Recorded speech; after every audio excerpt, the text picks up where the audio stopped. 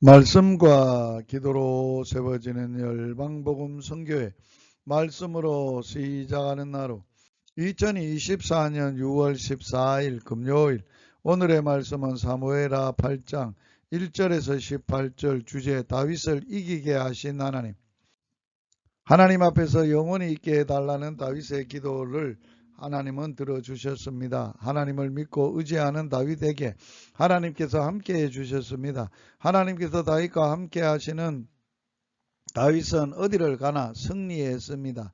이제 다윗 왕국은 찬란한 전성기를 맞이하게 되었습니다. 이 전성기에 다윗은 어떻게 해야 하는가를 잘 공부하여 성공의 날에 하나님의 축복을 받을 자격이 있는 우리가 되어야 하겠습니다. 다윗을 이기게 하신 하나님. 다윗은 늘 이스라엘을 괴롭혔던 브레색을 쳐서 항복받고 메덱 암마를 빼앗은 것을 비롯하여 모압, 소바, 아람, 에돔을 등을 정복하고 조공을 받았습니다. 다윗이 어디 가든지 승리했습니다. 다윗의 승리는 다윗의 군대가 막강하다거나 훌륭한 무기를 가졌기 때문이 아닙니다. 다윗이 어디로 가든지 하나님께서 이기게 하시니라. 다윗을 이기게 하신 분은 하나님이십니다. 전쟁은 하나님께 속한 것입니다. 하나님께서는 하나님을 믿고 사는 다윗에게 연전연승을 은혜를 베풀어 주신 것입니다. 이스라엘의 번영은 다윗 왕의 믿음으로 온 것입니다. 이 시대에 민족적 비극을 겪고 있는 우리 민족에게 진정으로 필요한 것이 무엇입니까? 총칼과 경제적인 부흥입니까?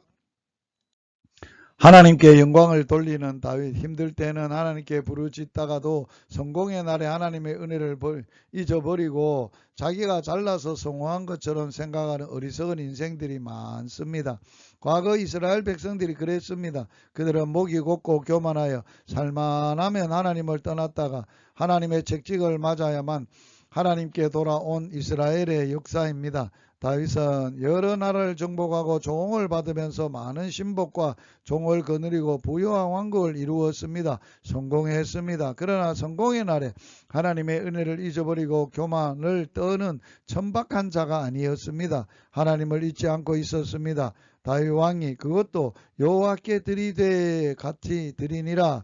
승리하여 소유하게 된 귀한 것들을 하나님께 드렸습니다. 승리가 하나님으로부터 말미암은 것을 알고 있었습니다. 축복을 주신 분과 축복을 주신 뜻을 알고 감사하는 생활을 하여야 축복을 받을 자격이 있는 자입니다. 이 시대에 하나님께서 우리 민족에게 하나님의 말씀을 주시고 1000만 명이나 되는 신자를 주신 뜻이 무엇입니까? 세상 만방을 향하여 이 민족을 들어 쓰시고자 하는 하나님의 간절한 소원을 깨달아야 합니다. 공과 의로 행하는 다윗. 다윗 왕국은 경제적으로 군사적으로 강한 나라였습니다. 그러나 더욱 중요한 것은 공과 의가 행해지는 나라를 이룬 것입니다. 불의한 자들이 다스리는 세상은 공과 의가 행해지지 않으므로 연약한 인생들은 억울하고 슬퍼하며 눈물을 흘리지만 어찌할 수가 없습니다. 한 나라의 위대한 힘은 군사력이나 경제력보다 공과 의가 중요시되는 도덕적 힘입니다. 오늘날 도덕적 정신 바탕이 없이 이루어져가는 경제 부흥이 어떤 결과를 가져왔는가 돌아켜 보아야 합니다. 그 책임은 위정자나 기성세대에 있는 것이 아니라 믿는 자들이 하나님의 말씀을 떠나 시대의 풍조대로 살았기 때문입니다. 그리스도인은 이 나라에 공과 의가 강물처럼 흐르지 못하고 있는 현실에 대하여 눈물로 회개해야 합니다. 말씀으로 기도하기. 고린도전서 10장 31절 그런즉 너희가 먹든지 마시든지 무엇을 하든지 다 하나님의 영광을 위하여 하라. 주님, 오늘도 모든 범사가 주의 이름을 높이며 주의 영광을 만방에 선포하게 하여 주옵소서. 예수님 이름으로 기도하며 예수님 이름으로 축복합니다. 할렐루야.